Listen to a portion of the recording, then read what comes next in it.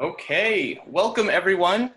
We are here for our archival practice session today, and this is part of a series that's sponsored by the A. Ottavino Corporation, a traditional stone company located out in Ozone Park in Queens. And we are really grateful for the support because we've had a chance to bring several different sessions that focus on different aspects of work that actually make the New York Preservation Archive Project's work tick. So some of that is about conducting oral histories. Some of that is about saving papers. Some of that is about writing a preservation database to share information with folks. Today we're going to be focusing on the saving papers aspect of our work. And the Preservation Archive Project, as almost all of you know, is dedicated to trying to tell the story of historic preservationists in New York City. What have they done? What work have they brought to bear to try to save some of the great buildings and neighborhoods that make up the city, including, very importantly, especially for today's topic, including the losses, because it's not just the ones that preservationists won that make a difference. It's the ones that they fought for and did not win that sometimes can still teach us extremely valuable lessons, not only about preservation, but also about sort of finding a way to enshrine the memory of places even after they've gone.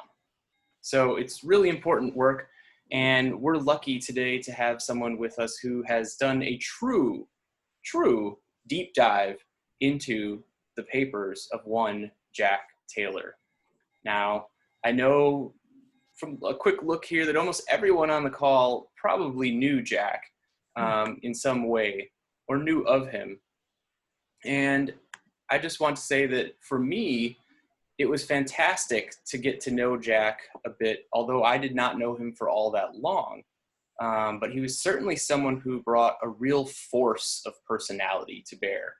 And with all of our other programs on Zoom thus far, I've opened with either a cheers, a toast, with cheers using either coffee, if we're a coffee break chat, or some beverage of your choice in the evening if it's a NYPAP hour Friday evening.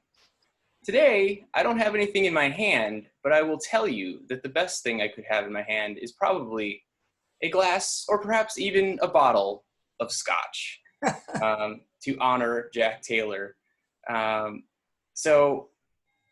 only the right scotch. Only the right scotch. And Linda, are we talking about teachers? Was that the one? I can't, oh, you're on. There's only one he would tolerate. I don't recall which one it was. I believe that was the one. I'm very picky. At HDC events that he preferred strongly. So, in absentia to Jack. Cheers. Cheers.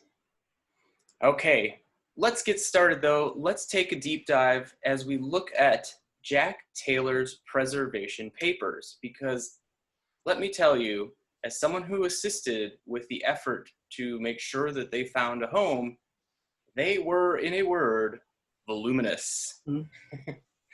And at this time, I would like to introduce someone who knows that all too well, the archivist, who has been a wonderful, wonderful help to us in our effort to get Jack's papers pre-processed and ready for transmission to their final home, where they'll be available to the public and to researchers, Barbara Gombach. Thank you, Brad. I'm really pleased to be with you today. I didn't know, I never met Jack Taylor, but I used to live for a while on Union Square, so I do have some associations. I'm going to share my screen now. I've got a PowerPoint, about 20 minutes or so to go through a presentation. So fingers crossed.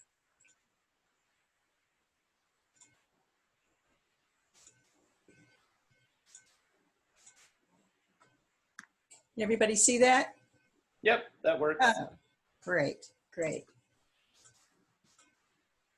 So what I'll do is, here are the three things I'm going to do. Talk a little bit about Jack Taylor, then about his preservation activism as seen through his papers. As I said, I never met him personally, unfortunately, but but his papers give a vivid profile of the man and his activism.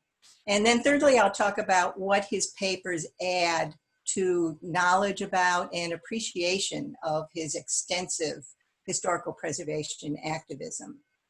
Here's a picture. If those of you who knew him, this is probably a really familiar one, leading a tour. Here's another one lifting a glass, raising a glass. So again, you may know this. Taylor was born and raised in New York City, lived on East 17th Street for about 45 years.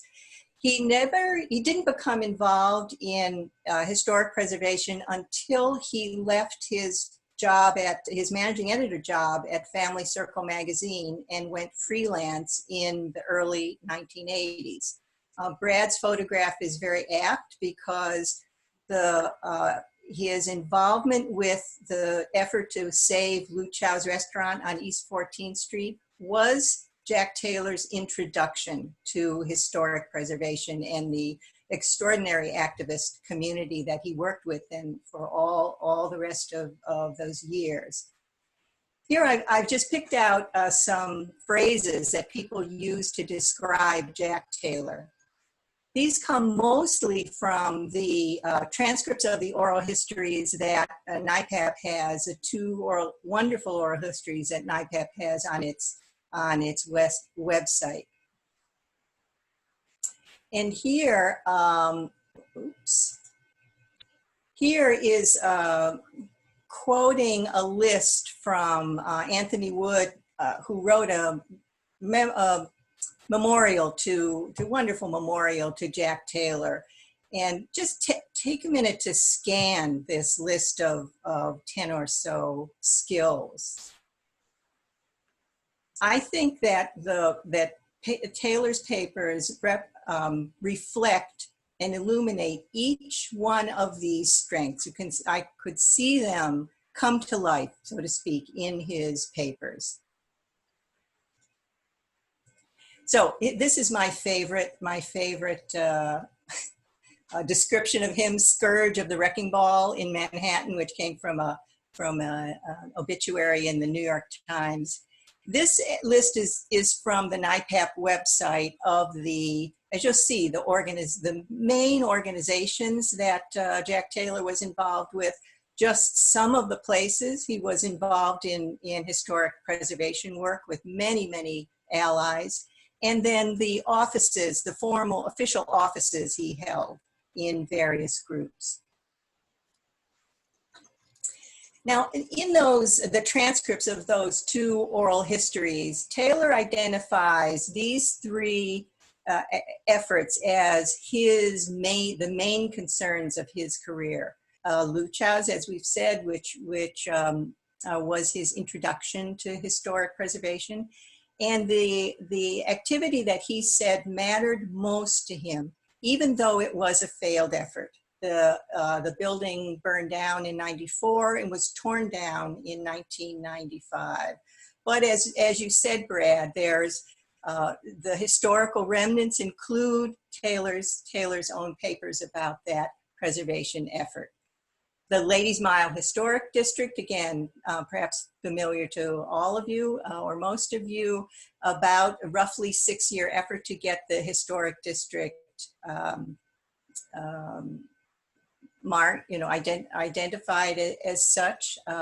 And again, I really love this quotation. He called it a magnificent universe in miniature, really illustrating his passion for not only the crucial preservation of individual properties, but of areas like Ladies Mile that have tremendous historic significance. And I added here, you'll see that under the Ladies Mile, he in the oral histories, he also talks about the really critical role of the press, that the press plays in historic preservation. In fact, he said that it was an editorial in the New York Times that really kickstarted the Ladies Mile effort, ultimately successful. And then the third area, whoops, Oh dear, here we go. I'm trying to, sorry.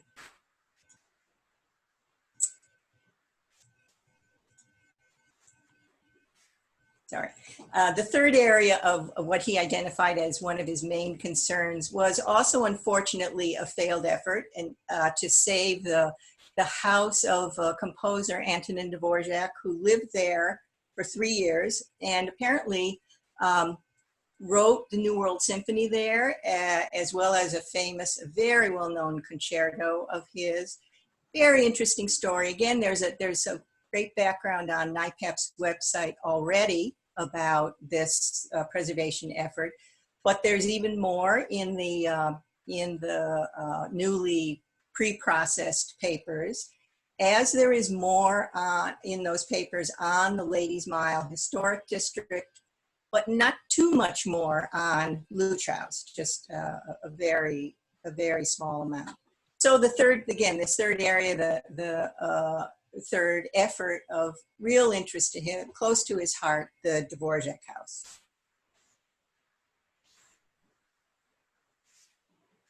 I wanted to add, though he doesn't talk too much about Union Square and the surrounding area in those transcripts of the oral histories, I wanted to take a moment just to talk about the North Plaza of Union Square Park.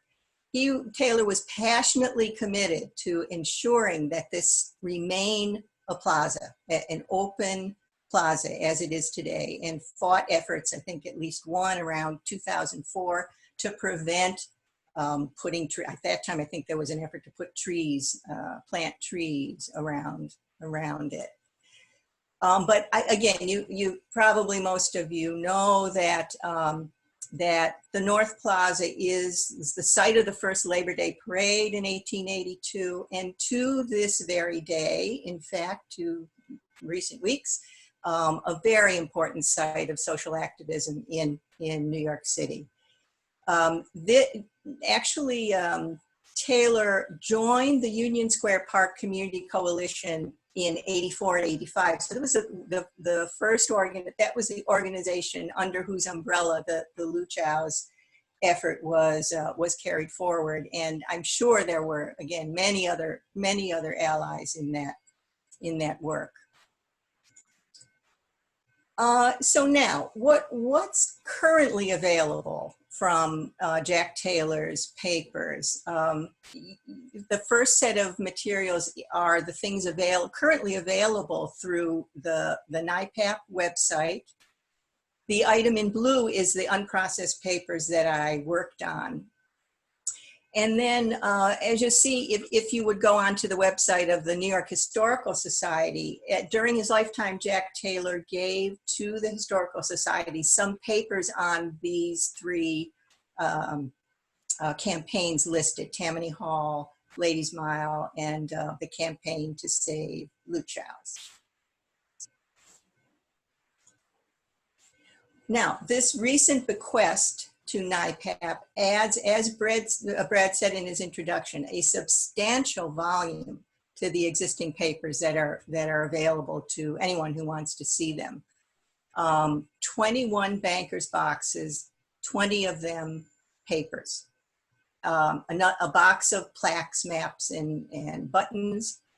And in those 20 boxes, there are additional materials on Ladies Mile, 3 bankers boxes, so quite a significant addition. Over 4 bankers boxes just devoted to the Union Square Community Park Coalition from the 80s all the way through into the 2000s. And then a box on Dvorak House and the statue. After the failure of efforts to preserve the Dvorak House, there was a successful effort to move the statue of Antonin Dvorak to Stuyvesant Square Park, and I believe it's still there. I haven't been there in a long time, but hopefully it's still there. Mm-hmm. So, in addition to the additional materials on these 3 areas, there are new materials in Taylor's papers. It's really, really exciting. So I have a legend on the next page, but here is a listing of the additional topics, organizations that the Taylor papers contribute historical information to. Wow, Barbara, I'm excited to see what this key or legend says, given the a little bit of alphabet soup pouring in here. Yes, and I couldn't, because I couldn't wangle the graphic, I didn't include the bits on Manhattan Community Boards 5 and 6, of which there is some material. Okay, that's great to know, because recently the Archive Project has been looking at what or whether community board information is saved in any form by the municipal archives. And so it's definitely a level of government that we're curious to see how, because it actually does impact historic preservation and touch on historic preservation efforts. We're very curious to know what is being preserved out there, if anything, and if nothing is being preserved, finding a way to at least get some samples here and there along the way that are preserved or archived in a more intentional way. But it's great that we at least have some tiny little insight here through the lens of Jack Taylor. Yes, the volume is small, but there are maybe a handful or so of folders for each one of those community boards. So I'm glad to hear that you're on it, Brad. So I'm not going to talk about this, but here's the legend. I was really intrigued by these first two, Tesna and Tressa, because chronologically, I think some of the materials in these two sets of folders are from the early 1980s. So the Residents Association, you know, I didn't have an opportunity to read through the materials, but I did know that they are from the materials are from an earlier period than maybe even a little bit earlier than his involvement with Luchas.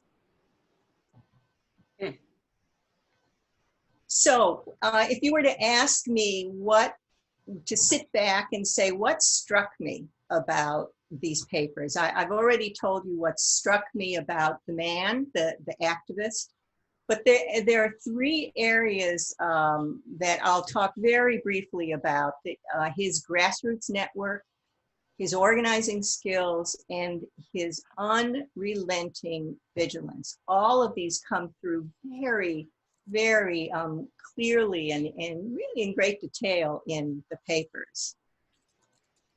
So again, here's a listing. I've augmented the listing that's on the NYPAP website, adding the names of the organizations for which this new group of papers adds some information. Quantity, you know, the volume of materials differs for each one. As I already said, voluminous for the Union Square Community Coalition, but smaller amounts for some of the other ones. And what I didn't include here were the organizations as one goes through all the correspondence. Of course, what comes to light is his collaboration with so many other organizations, the Victorian Society of New York, the Municipal Arts Society. They don't tend to be separate chunks of material, but throughout it really shows the scope of his grassroots network. And then secondly, his organizing skills, formidable organizing skills. And this again, I just repeated the list that Anthony Wood had put in his remembrance. And let me just stop for a moment and let you reflect on the tremendous, awesome skill, set of skills that he brought to his work in historic preservation.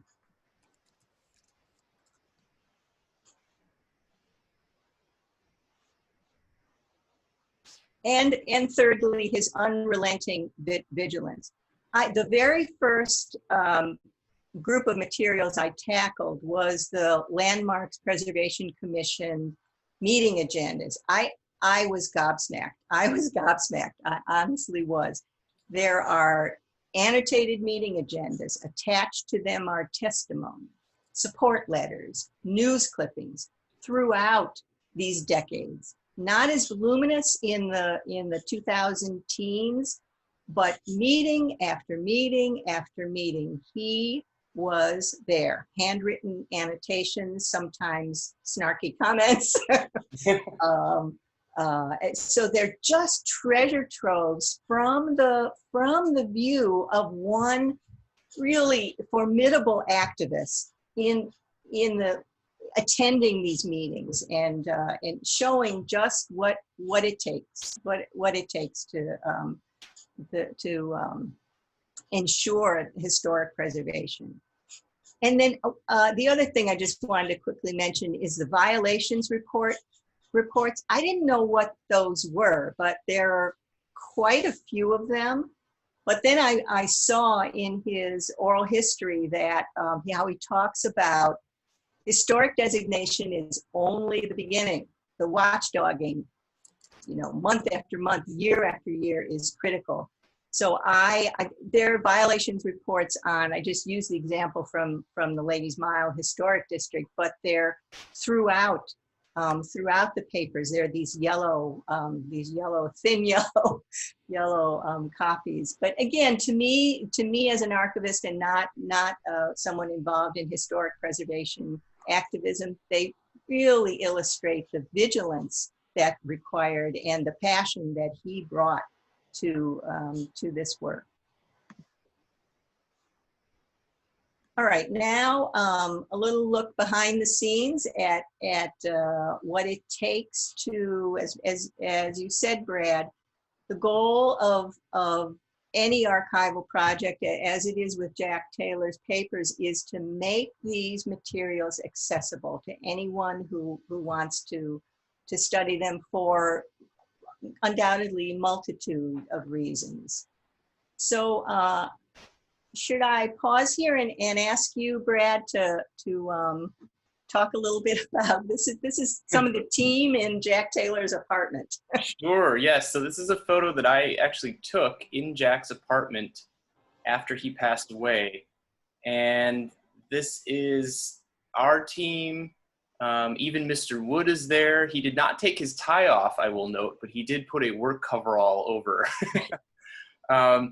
And then Diego Robayo in the center from HDC also came and helped out, which was fantastic. But it was a big undertaking. And the other thing I want to remind people is that this was a big undertaking, and it still was barely possible when Jack had made arrangements with the archive project in advance. Before he had passed away, he had already set something up to make sure that we would be the ones helping to get his papers to their final home, getting them processed, and leaving a bequest to facilitate all that. And it was still a challenge. So you can imagine, and we know this from our experience, it's even more difficult when there is no plan when someone passes away. So I take this as a moment to say, if you have preservation papers, set up a plan in advance. Figure out who is the key person that needs to know where they are and where they are supposed to go. Don't do it tomorrow. Do it later tonight. Do it after your dinner.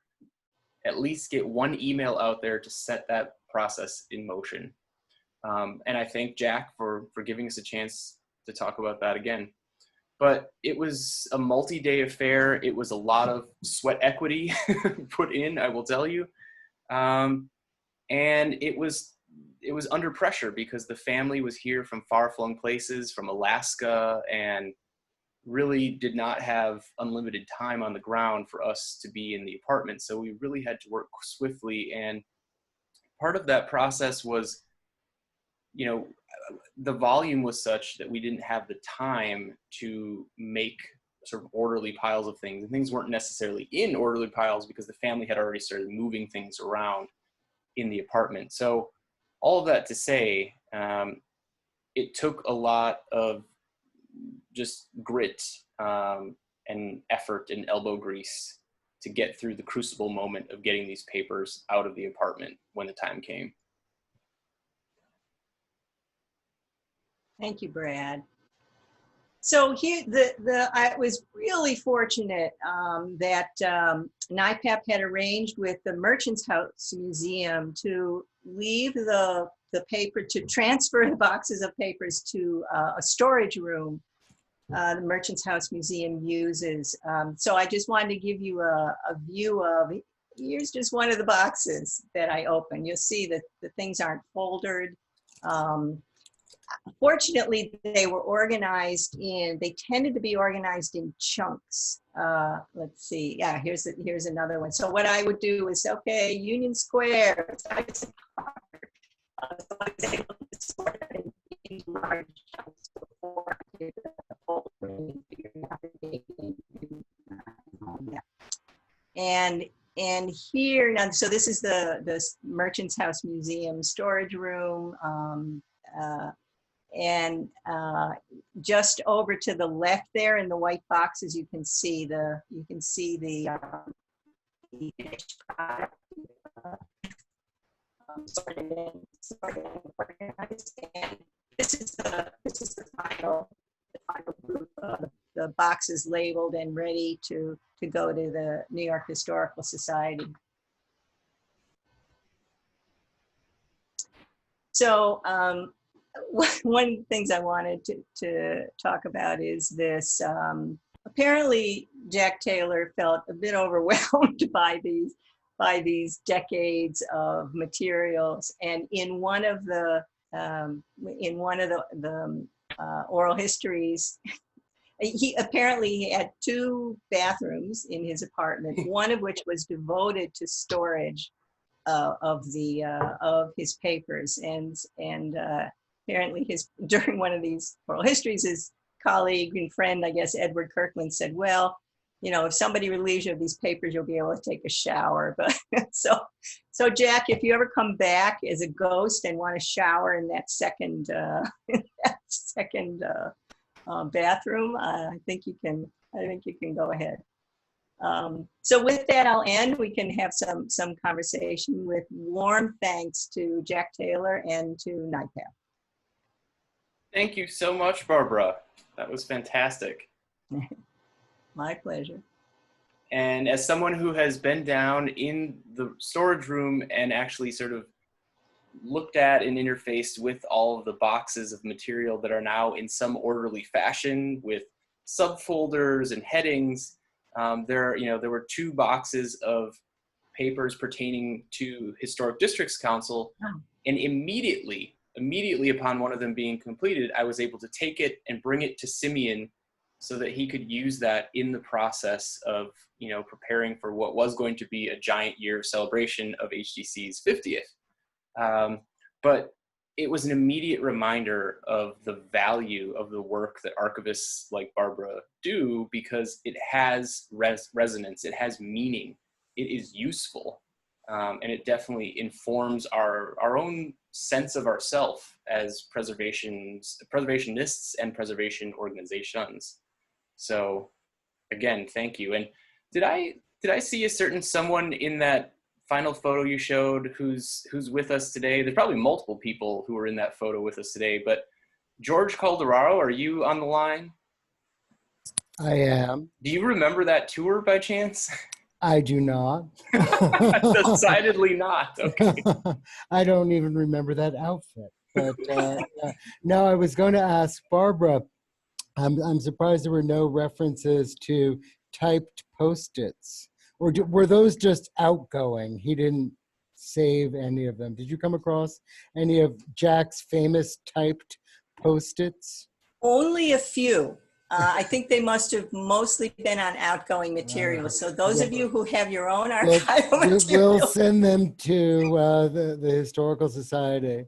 No, I just wanted to note that I was chair of the Communications Committee at HDC at the Historic Districts Council for a long time, and I insisted that Jack stay on the committee and rejoin, stay on the committee, which I think he chaired at some point.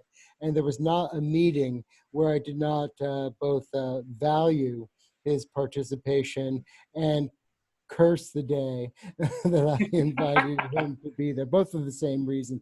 Basically, his rigor, for lack of a better word. But I knew that if a newsletter went out and Jack had seen it, there would not be a typo in it.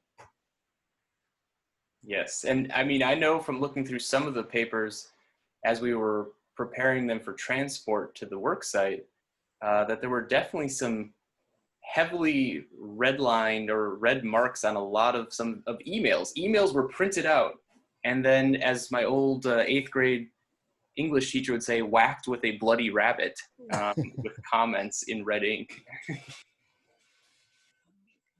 And he was consistent too. The same comments would reappear. Yes, and I do want to note also that we prevailed upon the family to save a few more things than they were looking to save, including one of Jack's typewriters, because so many of us do recall receiving typed out checks or typed out Post-it notes, typing on all sorts of surfaces that one in contemporary times doesn't necessarily think would come in a typewriter format. But it was very distinctively Jack, that is for sure. And we do have that typewriter, and I'm very glad about that. Anyone else have any points about Jack that either shed light on his papers or things that Barbara might want to know?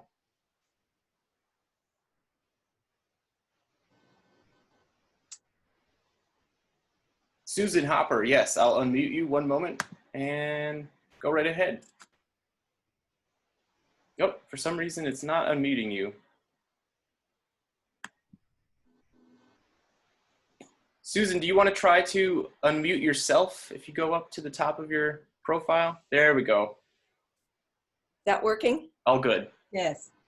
So I was a neighbor of Jack's. I live at 18th and Irving Place, and he lived in, I think, a 1957 apartment building that was built right after 1955 when the overhead rail came down. And so he would talk to me about local issues. He was interested in Sheffel Hall and had the whole history in his mind. And well-known landlord who owned buildings and restaurants and other things. And he was also focused on Tammany Hall. And one of the things that bothered him tremendously was the deterioration of Sheffel Hall, which has just gotten worse and worse. And we used to talk about that. And another was Tammany Hall with this huge growth on the top of it that was later reduced. And he was obsessed by that. And only as much as I was. People would stop when I was taking pictures of it and say, "What is that?" So much for great architecture, which the addition was not. But I wanted to say something else about Jack, two things. One was he was very much a man of the people. He didn't own his apartment. It was rent stabilized, and he rented this 2-bedroom apartment for nothing, and continued when he had an opportunity to buy to simply be a rent stabilized or even rent controlled tenant. He was very gracious if you went out to lunch with him and you didn't really want to fight him over the check, but he was very conscious of money. And he was also that he would bring into getting you to do something. You know, he was an organizer, but part of that was this incredibly charming, persistent Jack. We had had conversations about the restaurant proposed in the northern part of Union Square, and I was concerned and upset. It was my neighborhood, and I thought it was a bad move for many reasons. He was apoplectic. He wrote me at first Now that you know omelets are going to cost $17, please drop a line to Mayor de Blasio to kill the contract with the proposed restaurateur bar. And then he adds, thanks for mulling it. So that you would feel, I felt incredibly guilty and like I really had to write the letter. Never raised his voice, totally polite. And then he wrote again, so glad to learn you're considering writing the mayor about the proposed restaurant bar. Here's a copy of mine. Do send me.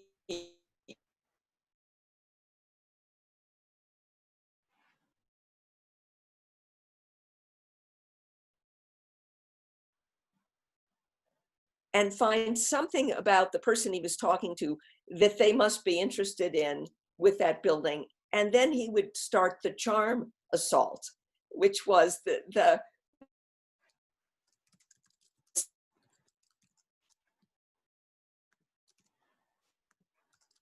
he sent me this, which was an old article about the building, the 3-story building, very dramatic in its time, that had been built and then later torn down so that my non-white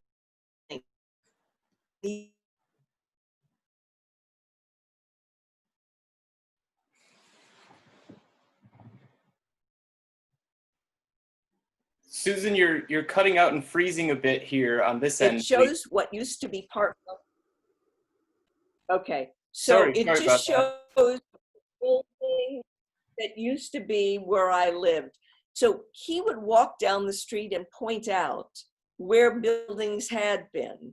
And I found him irresistible, and I could never say no. He got me to testify at a Community Board 5 meeting, which was very exciting because I was attacked by a slimy lawyer who was the lawyer for a building, a lovely high-rise building that has just been completely redone by the police lawyer attacked the witnesses, and I got attacked by somebody out of Central Casting, and I got a thrill out of that.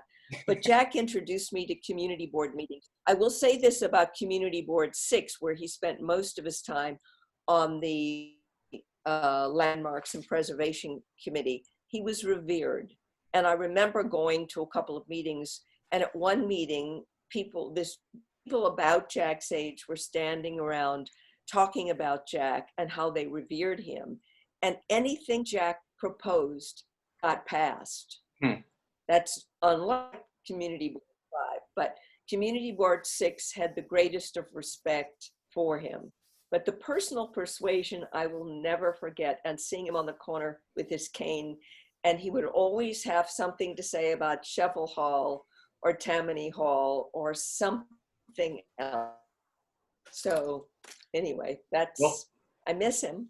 Thank you so much, Susan. No, I know many of us on this call do well, so thanks for sharing that.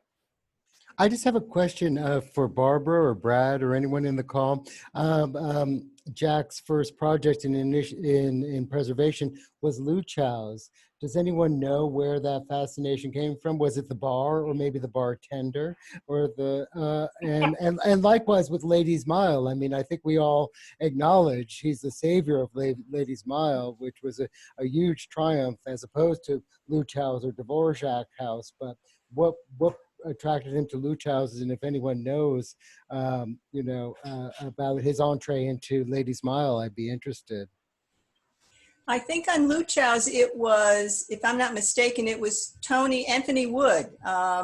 If I'm not mistaken, he at that time Jack had started freelancing, and so had more time on his hands, and apparently started to notice more and more how the area around Union Square was deteriorating. He says, I think in one of the oral histories, that when he was a kid, his parents used to take him there. He apparently didn't think, it was the greatest restaurant in the world, but he remembered it and valued it as a cultural preservation important cultural preservation effort for the neighborhood, since it had been on East 14th Street for so many years. But other than that, and I think I read that in the oral history. Right, and I see that Susan Hopper's noting in the comments that, and confirming that he ate there and drank there a lot. So that childhood association then continued on into adulthood. Very interesting to have Susan tell us about Jack's unique ability to persuade and get people to do things, and then to hear that it was Anthony Wood who got him to do something. That, shocking. Totally shocked that Tony Wood could get someone to do something in the preservation realm.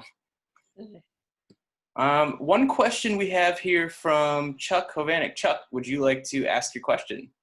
Yeah, I was just curious if you, Barbara, if you had kind of gleaned any lessons that were hidden in the archives that you found that could be useful for like the next generation of preservationists like myself, who maybe are used to, learn the field in a different way and at a different time. Well, my own interest, I'm what's called a project archivist. So I work on, I don't work full-time anywhere. I work on small things, and I'm passionately committed to the preservation of grassroots, of the records of grassroots organizations. And one thing that's just so clear I think I mentioned it, the grassroots network that Taylor compiled.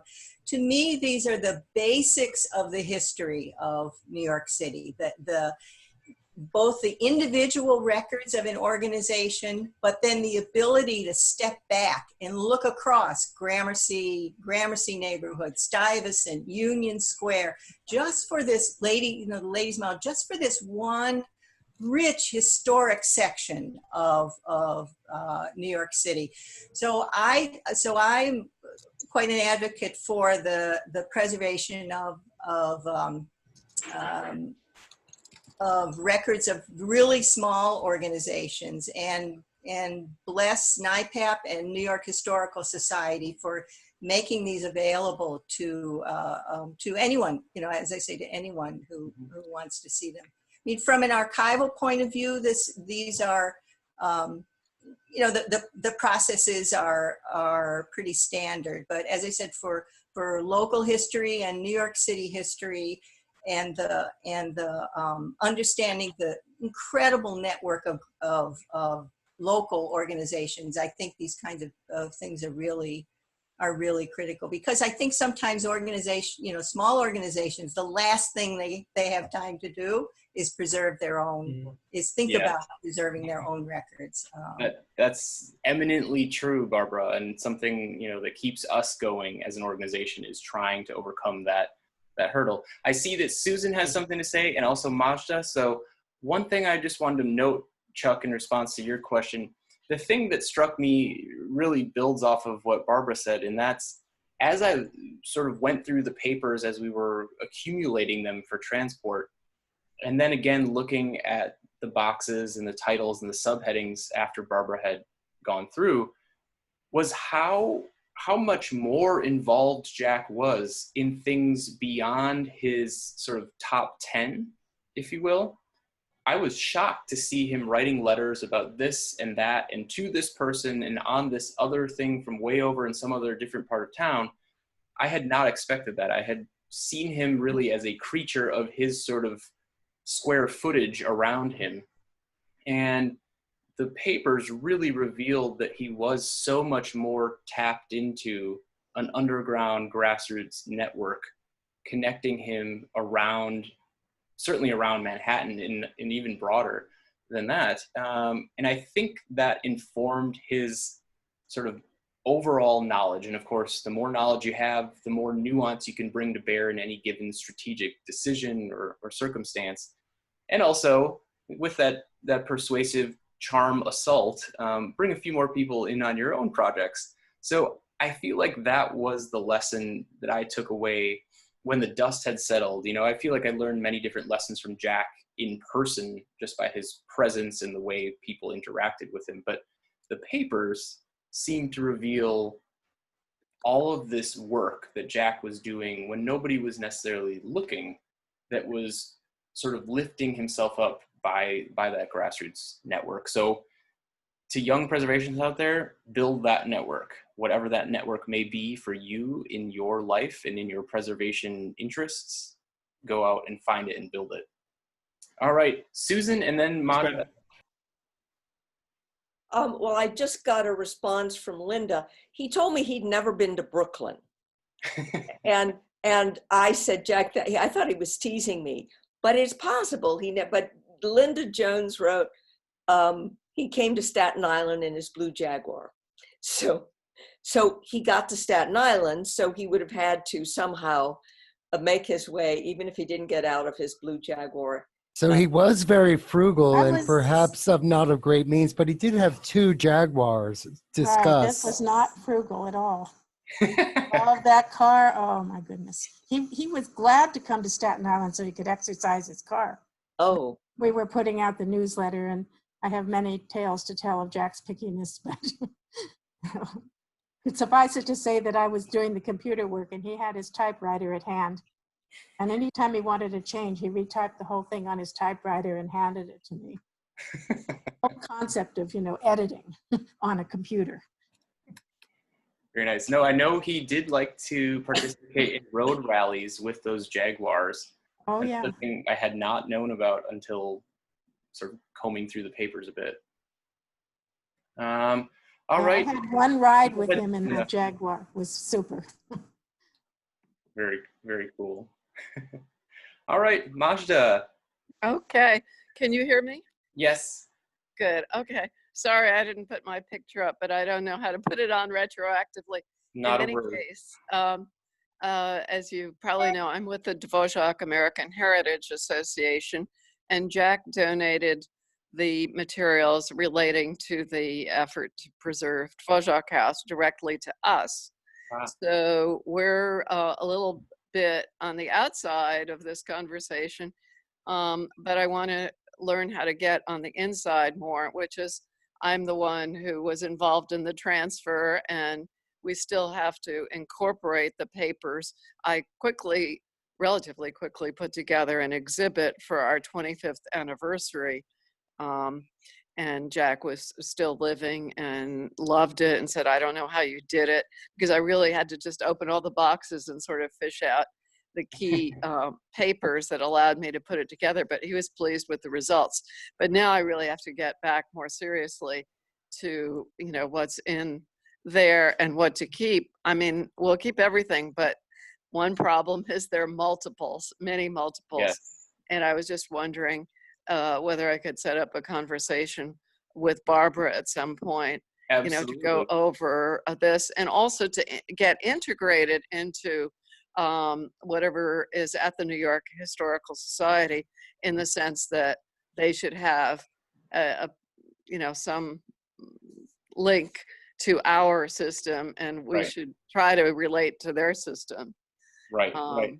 And we should definitely make certain that on the NYPAP website too, for any references to the house and that fight, that we are listing your organization as being one of the repositories of papers, so that Right. some researcher out there who's hot on the trail of this topic knows to go to you. And Exactly. So I'd appreciate that. And I was interested to learn from your records and the extended story of the day that you picked up all this material, that there were papers relating to the sculptor Ivan Jestrovich, the correspondence with the sculptor who did the Dvořák statue. And for instance, I would love to have copies of that to put with our material. So anyway, I'm curious what was actually given to the Stuyvesant Square Neighborhood Association, which that apparently was part of, because Okay. it does relate to us. And there's not just the statue that's in Stuyvesant Square Park, the bronze statue, but I actually personally rescued the plaster model for the statue that was in the basement of the Manhattan School of Music, about to be thrown out. And we restored it and brought it into our Dvořák room at the Bohemian National Hall. So there are, papers. other ways that, you know, the stories kind of overlap and integrate, and it would be nice to sort of make this a whole for future generations. Absolutely. No, I'm so glad that you mentioned that. And Barbara's put her email in the chat, so you have that, and it would be Great. wonderful if you're able to catch up. I know, and Barbara might want to chime in on this, I know there were plenty of duplicates in the papers that she had to wade through. Oh my goodness. The New York Historical Society asked us to keep no more than 2 copies of everything. And that's typical. That's typical for archival preservation, to keep 2 copies. Sometimes organizations that do a lot of exhibits keep 3. In many cases, there were 20 or 30 copies. Right, this is what I'm finding. Testimony. So the setting up an archive, that's part of setting up an archive, but there are lots of organizations have other uses for those other materials. So Right. I'd be more than happy to be in touch, Marjorie. Okay, thank you. Where do I find the email address? It's somewhere here, I guess. Yep, it's in the chat. You see the chat in the Oh, chat? it's in the chat. Yeah. Okay, I'll go there. Okay. Thank you. And I see Leo has his hand up. Go right ahead. Oh, Wait, I'm sorry. there we go. Go ahead. My iPad is rapidly running out of power. And I'm also out of doors, so you can hear the cars going by. So forgive me for that. I just want to say that over the time that I've known Jack, and Jack was the person that actually got me involved in HDC and was an incredible mentor. He also dragged me into Union Square Community Coalition and various other of his efforts, the Drive to Protect the Ladies Mile. So he was very persuasive, and I don't know, it was very hard to say no to him, although that's not my strong suit. Anyway, but I just want to say that Jack had an amazing life, and he told me stories over time of going with his mother to Reno when she was waiting out a divorce when he was a little kid, driving cross country and about Route 66 and all that stuff. He told me about being in London during World War II and had like amazing stories of the Blitz and all this. Stories of New York before I got here were pretty amazing, including the fact that he told me he had picked up Rock Hudson, who was wrapping packages for Christmas, Gordon Taylor. And that was before Rock Hudson obviously went to Hollywood, but I thought that was really remarkable.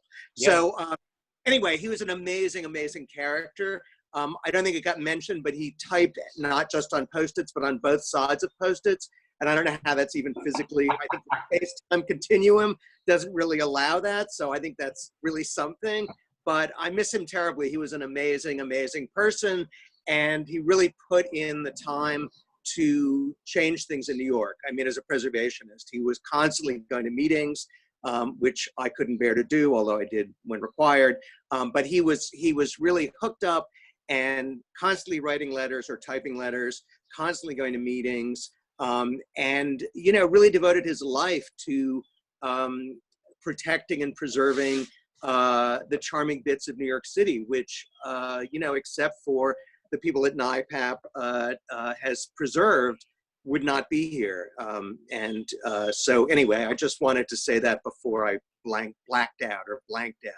I haven't been Well, thank you. No, I'm glad you got that mention in there too, because it is Pride Month after all, and that was part of Jack. So I'm glad you got that note in.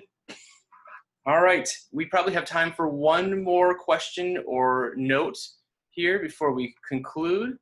Anyone else have anything they wanted to chime in with? I know that many of you on the line, even if you're not chiming in, have so many memories of Jack. And Linda, yes. 1 second, Linda, you're still muted. Unmute me. It's doing its best. There we go. This is a strange system with unmuting, right? Yes. It doesn't work the way you expect. Yeah, one thing about Jack that many people didn't know is he loved opera. And he had season tickets. He had worked himself up to the primo seat in Family Circle. And if you go to the opera, you know, family circles where people who don't want to spend much for the opera sit, where I sit too, but I didn't get down as low as he did.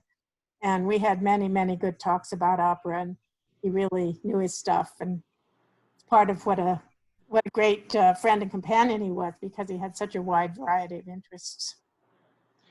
You know, I'm glad you mentioned that, Linda, because at the end of the process of clearing the things out of Jack's apartment, there were many opera records left, and the family was going to dispose of them, and said, you know, if you want to take anything, please do. And I actually had a friend who is more into opera than I am come and take some of the records. But there were multiple copies of Thais by Massenet.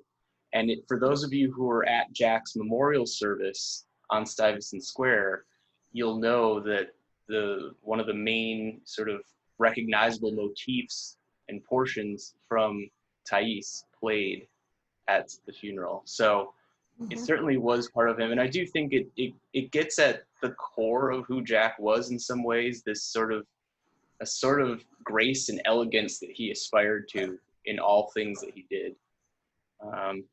So thank you all so much for joining us, and I hope you found this inspiring in some way. And a special thanks, I'm going to unmute everyone now, a special thanks to Barbara. Thank you for all of your work. Thank you. It's really my pleasure. Really my pleasure. Thanks, Thank NYPAP, and you. thanks all of you. Thank you. Thank you. Bye, everybody. Take care. Bye-bye.